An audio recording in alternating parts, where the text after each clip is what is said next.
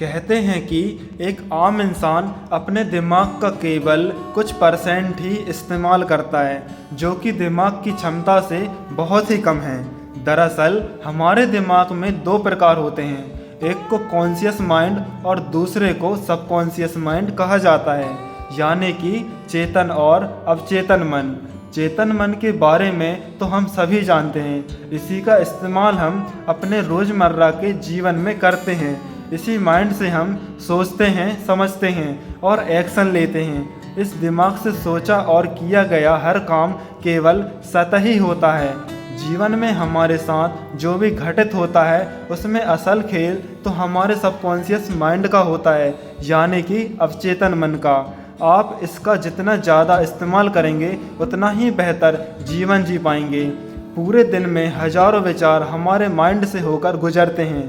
कुछ तो ऐसे विचार वह इच्छाएं होती हैं कि हमें उनके बारे में पता भी नहीं होता, और जब वे घटनाएं हमारे जीवन में साकार हो जाती हैं तो हम समझ ही नहीं पाते कि ऐसा क्यों हुआ। दरअसल सारा खेल हमारे अवचेतन मन का है। यह जो चाहता है वह स्थिति कभी न कभी हमारे जीवन में वास्तविकता में घटित हो जाती है। अवचेतन मन कभी सोता नहीं है, कभी रुकता नहीं है। चाहे आप सो रहे हों तब भी यह चलता रहता है। इसी का उदाहरण है आपका बिना रुके सांस लेते रहना और दिल का धड़कते रहना।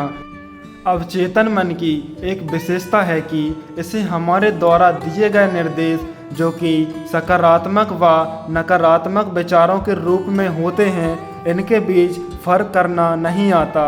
आप जो भी सोचते हैं आपका सबकॉन्शियस माइंड उसे हकीकत में बदलने में जुट जाता है।